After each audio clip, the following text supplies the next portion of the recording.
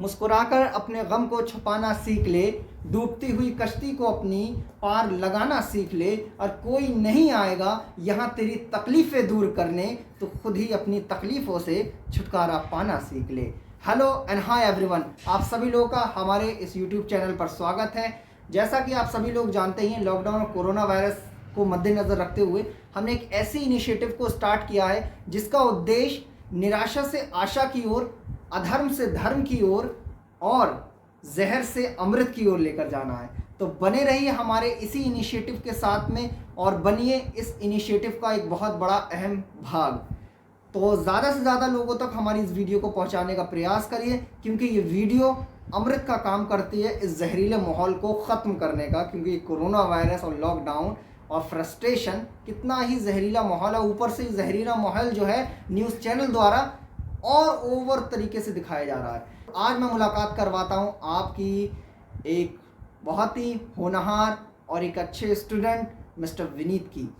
तो मिस्टर विनीत, हम आपके बारे में जानना चाहते हैं। प्लीज़ ऑडियंस को भी आप अपने बारे में बताइए कि ताकि वो आपकी उपलब्धियों, आपके बारे में जान के कुछ मोटिवेट हो सके। पहले तो हमारा सभी ऑडियंस के लिए हाथ जोड़कर प्रणाम है। मेरा नाम विनीत कुमार यादव है। मैं दातागंज तहसील का रहने वाला हूँ। गांव मेरा धौरेरा पड़ता है, ज़िला बदायूं। तो अभी तो फ़िलहाल मैं बदायूं में ही रह रहा हूँ। अच्छा, और इसके साथ में आपने क्या क्या करा है सर? मैंने बरेली से, एक्चुअली मेरा ऐसा था, मैं जब 8th क्लास तक गांव में पढ़ाई की थी, उसके बाद में मैं बरेली चला गया था। घर वालों ने बरेली में पढ़ाई के लिए भेज दिया था, क्योंकि अच्छा। मेरे पापा जो हैं वो फार्मर थे। अच्छा। तो वो नहीं चाहते थे कि जो हमने किया है वो हमारे बच्चे करें। तो उनका एक सपना था कि हम जो कर रहे हैं वो हमारे बच्चे ना करें, कुछ अच्छा करें हमसे। तो उसके लिए उन्होंने हमारे लिए पढ़ाई के लिए बरेली में शिफ्ट कर दिया। वहाँ हमने 9th क्लास किया, 10th किया, वहाँ से 11th इंटर के बाद में फिर हमने वहाँ से डी फार्मा किया। डी फार्मा करने के बाद में फिर हमारा ट्रेनिंग के लिए यहाँ जिला हॉस्पिटल बदायूं में, अच्छा, हमारा 3 महीने की ट्रेनिंग की। 3 महीने की ट्रेनिंग करी। ट्रेनिंग करने के बाद में फिर हमारा लाइसेंस आ गया, मेडिकल लाइसेंस, उसका फिर मेडिकल खोल लिया। अच्छा, मेडिकल खोला था आपने। चलिए, बहुत अच्छा है कि मेडिकल लाइन में आप इतनी जल्दी आए और बहुत जल्दी मेडिकल खोल लिया आपने इतनी ही उम्र में। आपकी वैसे सर उम्र जान सकते हैं हम वैसे? बस मेरी 24 ईयर्स। चलो, इतनी कम उम्र में ही हमारे मिस्टर विनीत ने बहुत कुछ ऐसा कर लिया जिसकी वजह से आज उनके पापा का नाम तो एटलीस्ट रोशन है, और अब इनकी शादी की तैयारियां भी जल्द से जल्द होने वाली हैं। उम्मीद तो हमें ये लग रही है इस चीज़ की। तो मिस्टर विनीत, आपने जो मेडिकल खोला है, आपको कितनी महीने या सालें हो गई मेडिकल खोले हुए? अभी तो मेरे को 1 ही साल हुआ है। अच्छा, एक ही साल हुआ। अच्छा, 1 साल में आपने मेडिकल में क्या क्या बदलाव देखे या क्या क्या ऐसे लोगों से मुलाकात करी जिनसे आपको लगा कि हाँ, मैंने कुछ ऐसा सीखा जो शायद मैं कहीं और नहीं सीख सकता था? मेडिकल लाइन एक बहुत ही अच्छी लाइन है, लेकिन इसका सही उपयोग किया जाए तो। अगर हम इसको जैसे दवाइयों के लेके हम लोगों को कम पैसों में अरेंज करें और ज़्यादा कमाई, मोटी कमाई ना करके हम नेचुरल रेट में, जैसे हमारा मान लीजिए कोई भी एक रेट है, उससे दूसरे अदर मेडिकलों से हम सस्ते में अगर प्रोवाइड करेंगे तो लोगों को फ़ायदा होगा, और हमारे लिए भी फ़ायदा ये है कि हमसे लोग ज़्यादा जुड़ेंगे, ज़्यादा से ज़्यादा जुड़ेंगे। सही बात है। जहाँ ज़्यादा महंगी दवा मिलेगी वहाँ भाई लोग क्यों जाना चाहेंगे? वहाँ आजकल लोग दौड़ता है जहाँ पर सस्ती दवा मिले और भरोसा हो उस दवा पर, जेन्युइन दवा हो वो बिल्कुल। तो सर, आप जो है लोगों को जेन्युइन ही दवा दे रहे हैं कम पैसों में, क्योंकि जेन्युइन दवा तो हम सभी लोगों को पता है कि वो महंगी होती है। महंगी तो इसे, वो दवाइयाँ सारी सस्ती होती हैं, लेकिन कुछ ब्रांड होता है। अच्छा, जैसे कोई भी ब्रांड उठा लीजिए, जैसे मैनकाइंड, उसके लिए गांव से लेके शहर तक दुनिया में सभी लोग जानते हैं एक मैनकाइंड ब्रांड है। मैनकाइंड ब्रांड, बिल्कुल मैनकाइंड ब्रांड है। तो उसके अब उसका दिक्कत ये आती है क्योंकि वो कंपनी है, बड़ा कंपनी, अपना अच्छे से मार्केट जमा चुका है, तो वो पैसे क्यों कम करेगा भाई? जिसका अच्छा खासा काम चल रहा है वो पैसे नहीं कम करेगा। क्यों कम करेगा? लेकिन हमारा जो एक आता है मेडिसन, जेनरिक मेडिसन, अगर हम चाहें तो हम जेनरिक मेडिसन इस्तेमाल करें तो हमारा वो सस्ते में, उस अदरवाइज कंपनियों से सस्ते में मिलेगा। अच्छा जी। तो ये बहुत अच्छी चीज़ है आपने जो हमसे नॉलेज साझा करी है।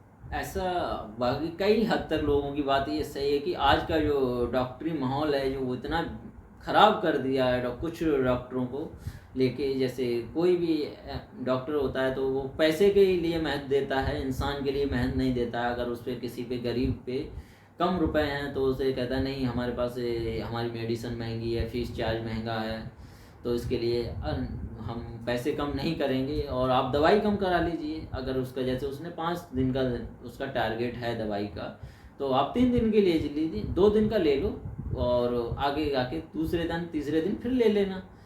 तो ये चीज़ गलत है। जहाँ तक हद तक है कि अगर हमें 10 रुपये भी बच रहे हैं तो हमें उसको निराश करना नहीं चाहिए, उसे पूरी मेडिसिन देनी चाहिए, और नहीं भी बच रहे हैं तब भी देने चाहिए, क्योंकि ये एक ज़िंदगी का सवाल है और हम किसी की ज़िंदगी को लेकर खुश नहीं रह सकते हैं। हम अगर किसी को 4 से कमाएंगे, अगर एक को नहीं लेंगे तो हमारे लिए कोई बड़ी बात नहीं है। हम बिल्कुल उसे फ्री दे सकते हैं। अगर ऐसा तो आज के दौर में कोई भी ऐसा है नहीं जो फ्री मेडिसिन ले, बस इतना हो सकता है कि उस पर पैसे कम पड़ सकते हैं, पैसे कम पड़ सकते हैं, तो आप कम पैसों में ही काम चला लीजिए उसको, और जिससे नुकसान भी ना हो और उसका भी ना हो, भला हो जाए। तो इस ऐसी अगर आप सोच को लेकर चलेंगे तो शायद हमारा देश सबसे आगे जाएगा और शायद बीमारियां भी, फिर लोगों के अंदर एक सहानुभूति उत्पन्न हो जाएगी कि हाँ भाई हमारे साथ डॉक्टर लोग जुड़े हुए हैं। लेकिन अगर दूसरा रूप डॉक्टर को दिया गया है तो डॉक्टर लोगों से सभी से मुझे अनुरोध होगा कि आप भी भगवान ना बने तो कम से कम इंसान तो बन ही जाएं। बिल्कुल, हमारे भी यही कहना है कि प्लीज़ आप कोशिश करिए, पेशेंट को पैसों के मोल न तोलिए।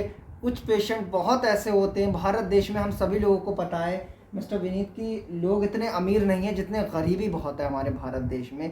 तो इसीलिए हम सभी लोगों का ये दायित्व है कि जिनके पास ज़्यादा पैसे हैं वो गरीबों से कम लें, कि ताकि उनके पास में वो सुविधाएं जा सकें जिनकी उनको सबसे ज़्यादा ज़रूरत है।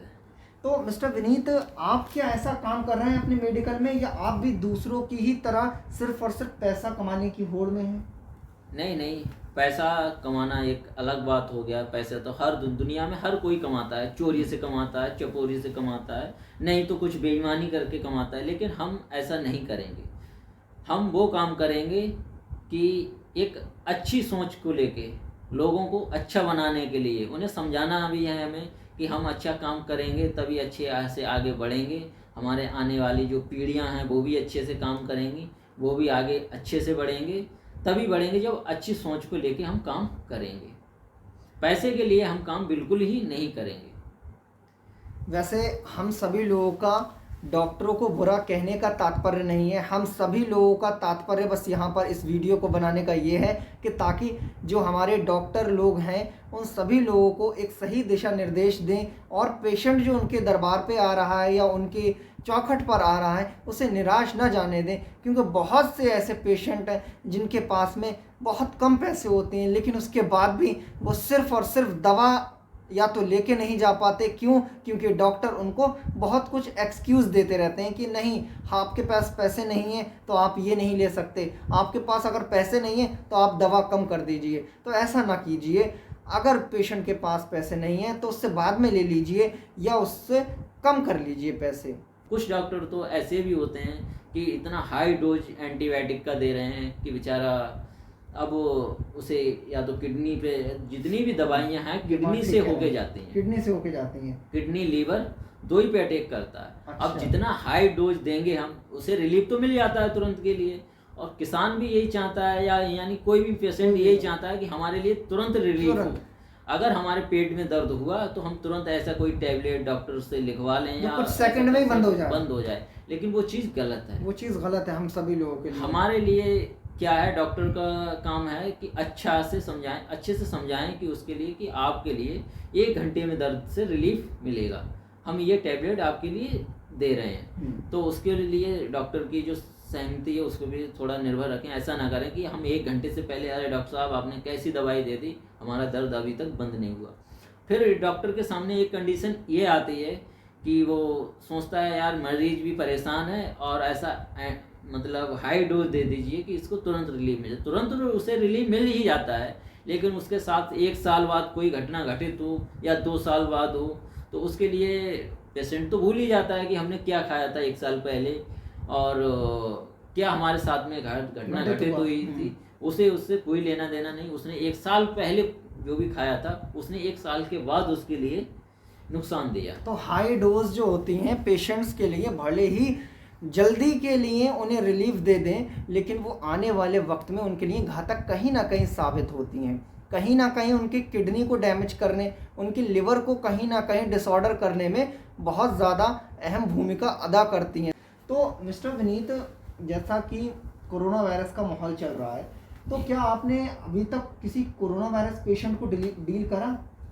कोरोना वायरस का पेशेंट फिलहाल तो मेरे पास ऐसा कोई पेशेंट आए तो बहुत सारे आते हैं और लगातार आ ही रहे हैं, तो उनमें पॉजिटिव भी होंगे, ऐसा तो नहीं है सारे नेगेटिव हों, लेकिन कुछ हद तक मुझे ये लग रहा है कोरोना के जो पेशेंट हैं वो हमारे पास तक अभी नहीं आए हैं। लेकिन फीवर से संबंधित, खांसी जुकाम से संबंधित, बाकी तो अदरवाइज पेशेंट आते ही रहते हैं। लेकिन कोरोना वाला जो पॉजिटिव वाला, अगर मुझे ये मतलब कंसल्ट नहीं है कि मतलब इसे कोरोना है ही, अगर ऐसा कोई पॉजिटिव वाला आता तो मैं आपके लिए ज़रूर उसके बारे में बताता, मैंने उसके लिए क्या उपचार दिया, कैसे वो निगेटिव पाया गया, पॉजिटिव था। तो ये जो फीवर पैनल इस समय यानी कि फीवर जो चल रहा है, उसके लिए लोग फीवर पैनल के नाम से टेस्ट होते हैं वो करवाते हैं। तो फीवर पैनल क्या कोरोना वायरस का रूप धारण कर रहा है या फीवर अलग है और कोरोना अलग है?